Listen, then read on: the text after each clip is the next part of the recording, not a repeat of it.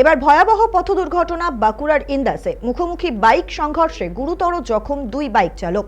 ঘটনাটি ঘটেছে ইন্দাসের জিনকরা এলাকায়।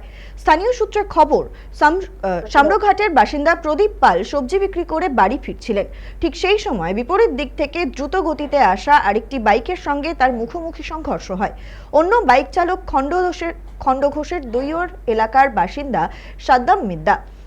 দুর্ঘটনার জেরে দুজনই গুরুতরভাবে আহত হন। এরপর স্থানীয় বাসিন্দারা তড়িঘড়ি তাদের উদ্ধার করে ইন্দাস ব্লক প্রাথমিক স্বাস্থ্য কেন্দ্রে নিয়ে যান। পরবর্তীতে শারীরিক অবস্থার অবনতি হওয়ায় দুজনকেই অন্যত্র স্থানান্তরিত করা হয়েছে।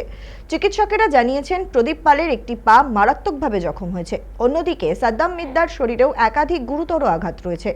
এই ঘটনার পর তদন্তে নেমেছে ইন্দাস থানার পুলিশ। আপাতত দুর্ঘটনার সঠিক কারণ খতিয়ে দেখছে পুলিশ প্রশাসন।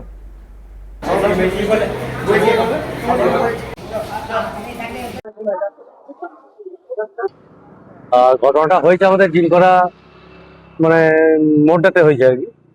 তা দুজনে মুখোমুখি বাইকের সাথে হয়েছে, দিয়ে শুনলাম যে পাটা ভেঙে গেছে। তাই ইনাস হসপিটালে ভর্তি করা হয়েছিল।